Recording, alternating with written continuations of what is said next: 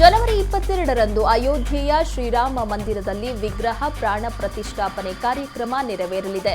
ಸಮಾರಂಭಕ್ಕೆ ಅಯೋಧ್ಯೆಗೆ ಬರಬೇಡಿ ಎಂದು ದೇಶದ ಜನರಲ್ಲಿ ರಾಮ ಮಂದಿರ ಟ್ರಸ್ಟ್ನ ಕಾರ್ಯದರ್ಶಿ ಚಂಪತ್ ರಾಯ್ ಮನವಿ ಮಾಡಿದ್ದಾರೆ. ಸಮಾರಂಭದಲ್ಲಿ ಲಕ್ಷಾಂತರ ಜನ ಭಾಗಿಯಾಗುವ ನಿರೀಕ್ಷೆ ಇದ್ದು, ಈ ಸಂದರ್ಭದಲ್ಲಿ ಜನದಟ್ಟಣೆಯಿಂದ ಸಮಸ್ಯೆ ಆಗುವ ಸಾಧ್ಯತೆ ಇದೆ. ಹೀಗಾಗಿ ನಿಮಗೆ ಹತ್ತಿರವಿರುವ ಯಾವುದೇ ದೇವಸ್ಥಾನದಲ್ಲಿ ಸೇರಿ ಪ್ರಾರ್ಥನೆ ಮಾಡಿ ಅಂತ ಹೇಳಿದ್ದಾರೆ.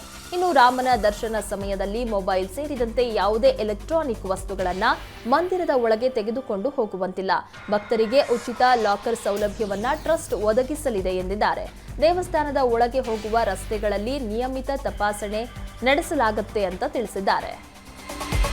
ನೀವು ಪೋಷಕರಾಗಲು ಕಾಯುತ್ತಿದ್ದೀರಾ? ಚಿಂತಿಸದಿರಿ. ಓಯಾಸಿಸ್ ಫರ್ಟಿಲಿಟಿ 90,000 ದಂಪತಿಗಳ ಜೀವನದಲ್ಲಿ ಸಂತೋಷವನ್ನು ತಂದಿದೆ. 7825893601ಗೆ ಕರೆ ಮಾಡಿ. ಅತ್ಯದ್ಭುತ ರಿಯಾಯಿತಿ ಪಡೆಯಿರಿ ಹಾಗೂ ಎಲ್ಲರಿಗೂ ಗುಡ್ ನ್ಯೂಸ್ ಕೊಡಿ.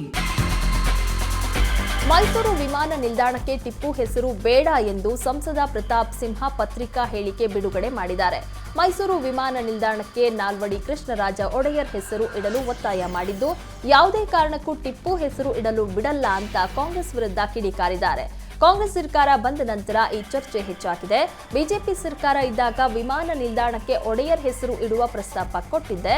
ಅದು ಕ್ಯಾಬಿನೆಟ್ನಲ್ಲೂ ಅಪ್ರೂವ್ ಆಗಿತ್ತು. ಬೊಮ್ಮಾಯಿ ಅವರು ಕೇಂದ್ರಕ್ಕೆ ಈಗಾಗಲೇ ಶಿಫಾರಸು ಪತ್ರವನ್ನ ಬರೆದಿದ್ದಾರೆ. ಹಾಗಾಗಿ ಈ ಸಂದರ್ಭದಲ್ಲಿ ಕಾಂಗ್ರೆಸ್ ಸರ್ಕಾರ ಟಿಪ್ಪು ಹೆಸರು ಪ್ರಸ್ತಾಪ ಮಾಡ್ತಾ ಇರೋದು ಸರಿ ಅಲ್ಲ ಅಂತ ಹೇಳಿದ್ರು. ಬೀದರ್ ನಗರದ ನೆಹರು ಕ್ರೀಡಾಂಗಣದಲ್ಲಿ ಸಂಸದರ ಜಿಲ್ಲಾ ಮಟ್ಟದ ಕ್ರೀಡಾ ಮಹಾಮೇಳ ಆಯೋಜನೆ ಮಾಡಲಾಗಿದೆ.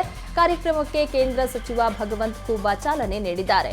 ಪ್ರಧಾನಿ ನರೇಂದ್ರ ಮೋದಿ ನಿರ್ದೇಶನದಂತೆ ಜಿಲ್ಲೆಯ ಎಲ್ಲಾ ತಾಲೂಕು ಮಟ್ಟದಲ್ಲಿ ಕ್ರೀಡಾ ಸ್ಪರ್ಧೆಗಳು ಯಶಸ್ವಿಯಾದ ಬಳಿಕ ಜಿಲ್ಲಾ ಮಟ್ಟದ ಅಂತಿಮ ಕ್ರೀಡಾ ಮಹಾಮೇಳ ಜರುಗಿತು. ಇದೇ ವೇಳೆ ಮಾತನಾಡಿದ ಸಚಿವ ಖೂಬಾ, ಕಳೆದ 15 ದಿನಗಳಿಂದ ತಾಲೂಕು ಮಟ್ಟದಲ್ಲಿ 18 ವರ್ಷದ ಮಕ್ಕಳು ಯಶಸ್ವಿಯಾಗಿ ಸ್ಪರ್ಧಿಸಿ ಗೆಲುವನ್ನ ಸಾಧಿಸಿ ಜಿಲ್ಲಾ ಮಟ್ಟಕ್ಕೆ ಬಂದಿದ್ದಾರೆ. ಗೆದ್ದರೆ ಹಿಗ್ಗಬಾರದು, ಸೋತರೆ ಕುಗ್ಗಬಾರದು ಎಂದು ಕಿವಿ ಮಾತನ್ನ ಹೇಳಿದ್ದಾರೆ.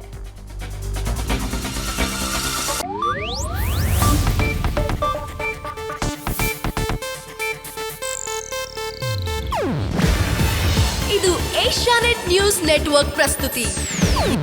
ನೀವು ನೋಡ್ತಿದ್ದೀರಾ ಏಷ್ಯಾನೆಟ್ ಸುವರ್ಣ ನ್ಯೂಸ್.